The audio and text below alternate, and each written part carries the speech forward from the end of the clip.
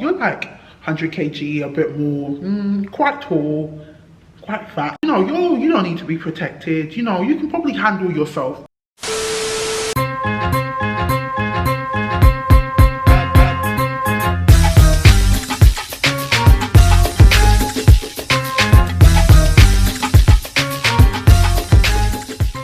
Hey guys, welcome back to my channel. My name is Zogie and I'm a Gemini, which is why this channel is called Zogie the Gemini.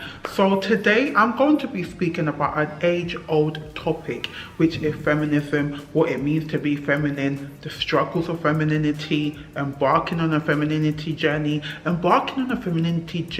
as a tall, fat, dark-skinned girl. Now, if you're interested to see what I have to say in this video, then make sure you do what you need to do, darlings. Make sure you like, comment, subscribe. Now let's get into the video. So as you can see from the title, today we are going to be discussing the hot topic of femininity and what femininity is. I'm not doing any definition, I beg. Go and Google it. And the whole like feminism, like the whole thing around it, and not even just that, because everyone knows what feminism means for the most part, but what it actually meant to us. Like, what does femininity mean to you? And the fact that I feel like there's such a universal standard of what it means to be feminine, and there's a lot of us that fall through the cracks. For me personally, during secondary school, everyone discussed feminism, not like obviously amongst secondary school kids, but on topics they were like, you know, how women are powerful, women are just as strong as men, if a man can do it, a woman can do it. So there was the whole notion of women are equal to men. Do you know what I mean? Some say that women are even more than men, that we shouldn't be taken like for advantage because of, you know, our vulnerability, and you know, genetically we are not as strong, physically strong as men, and our emotional side and all of that good stuff. A few years ago we saw like a rise of femininity in terms of content. Like there was a lot of like feminine cultures, like how to walk in your femininity, how to become more feminine. And I've actually made a video on this before, and how I kind of like viewed femininity, and how it's like something that I haven't been able to really catch and really fully understand. One of the main reasons I've slightly struggled with it is because I honestly feel like, feminism or femininity, or the way people apply femininity onto others, if you look a certain way, if you're a certain height, if you're a certain body, if you're of a certain body mass, I'm actually not saying, but if you get what I mean though, you get what I mean. If you're of a certain body mass, height, even race, like, it almost doesn't apply to you. Now people will say from now till thy kingdom come, of course it applies to all women, but that's not how it feels like. Because, you know, like growing up was like, oh yeah, women, you guys cry a lot, like you guys are just soft, you guys like, you know, you're supposed to be treated like egg, you know, because of how vulnerable women are, quote unquote, or like they're the ones to be protected, and like the guys like are knights shining in armor. Like that is a lot of people's notion of women, unless you look a certain type of way.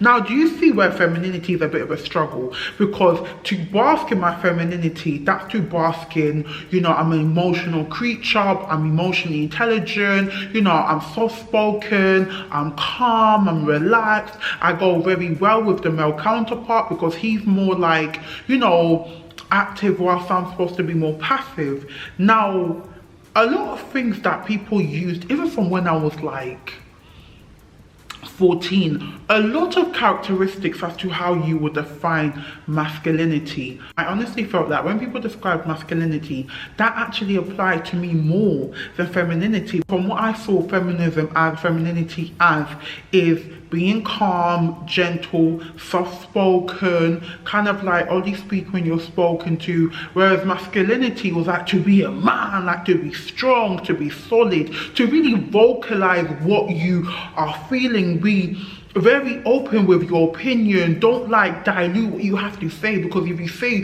what you mean and mean what you say, that's what I saw masculinity as.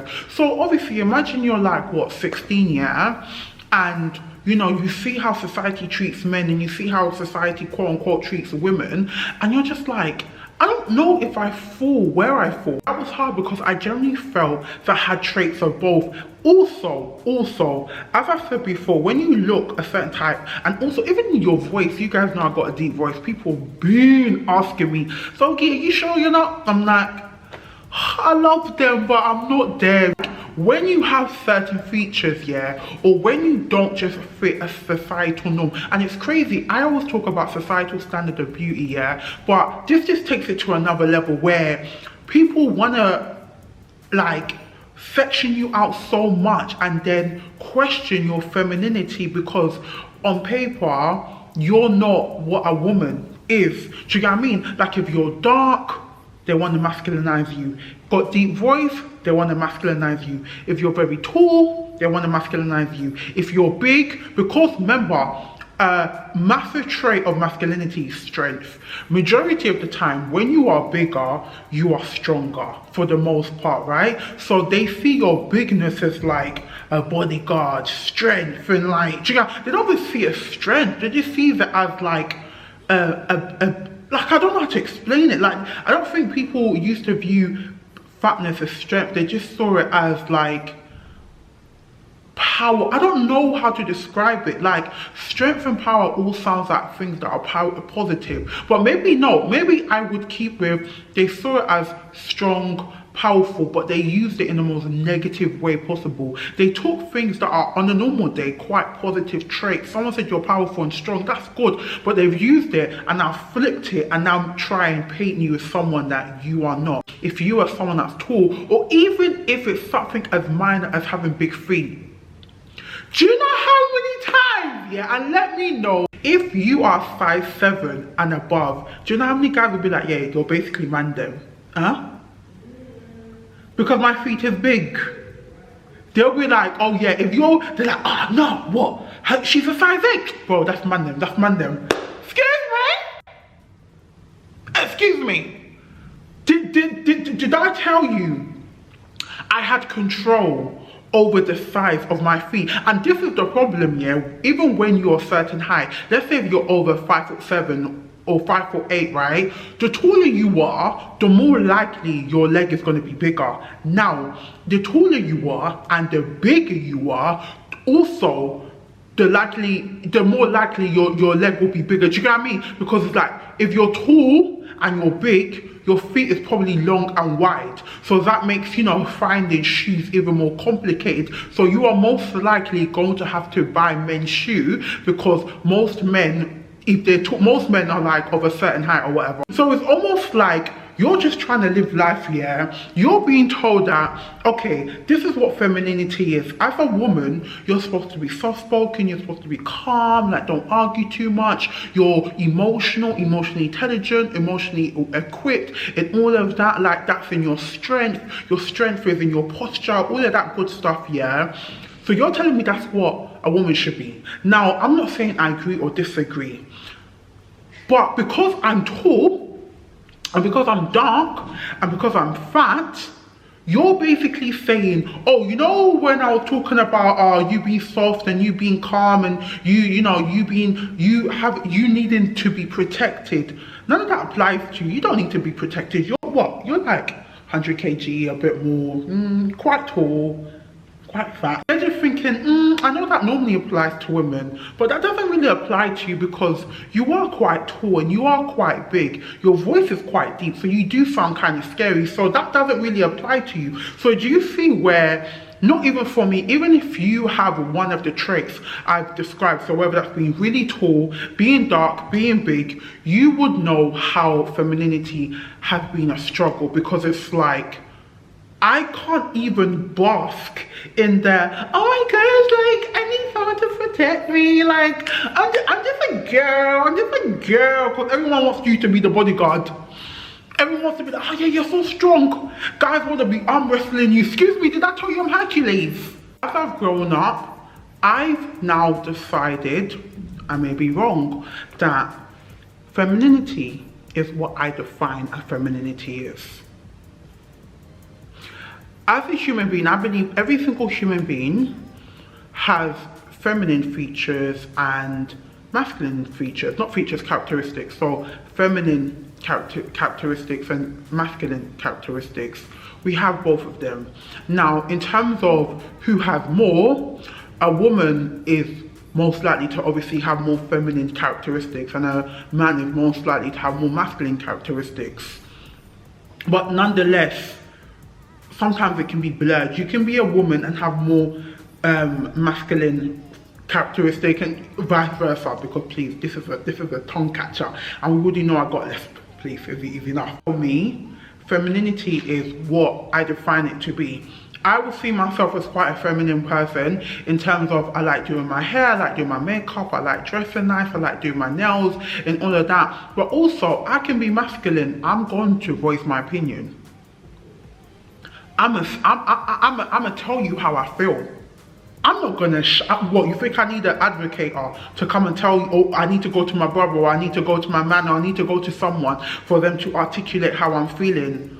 I will come to you directly and tell you, listen, I don't like that, don't do that. Do you know what I mean? And whether that's seen, that is seen as a masculine, that kind of directiveness, that active, rather being more passive, that being like forward, you know, being vocal, they're defined as masculine characteristics.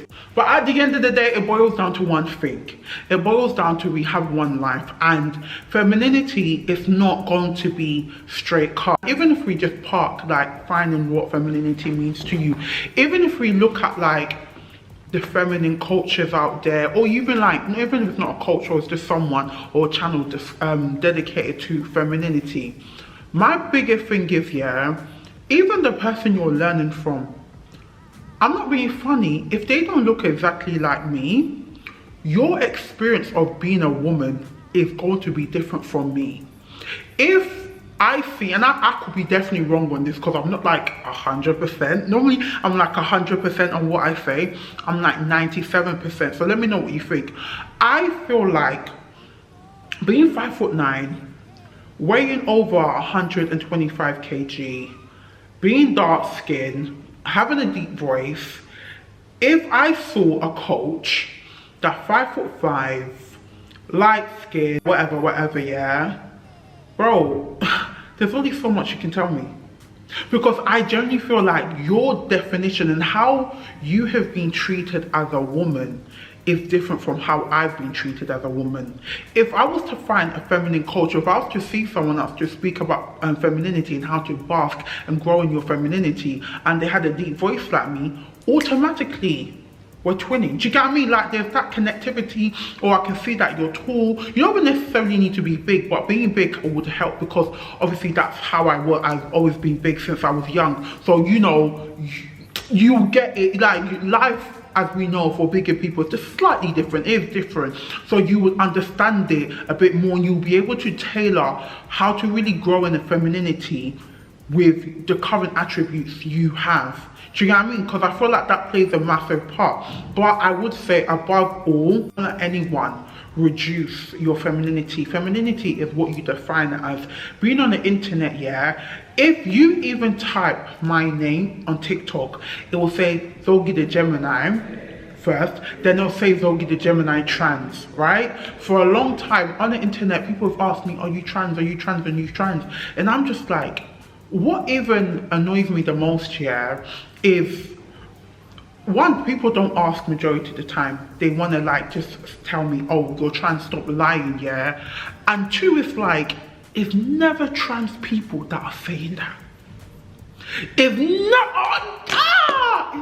never ever people part of the community that ask me if I'm a transgender. And that's what hurts me, because I feel like you're saying it, you're trying to weaponize it, yeah, and try to get a reaction from me, like, no, I'm not, That's what you want. You are not genuinely, like, one, let's be honest, even if I was trans, you don't have any right to ask me, unless I've come on the internet to say I am, yeah.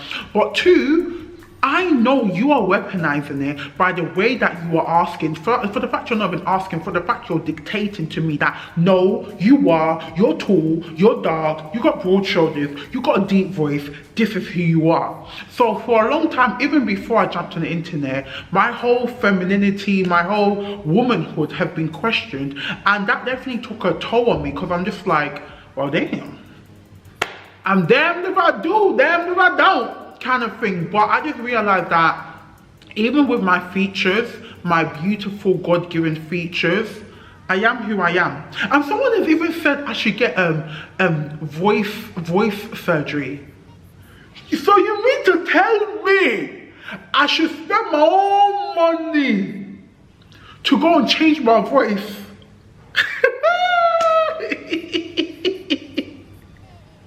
They're like, yeah, you sound like more like a woman. And listen, anyway, let me wrap up the video.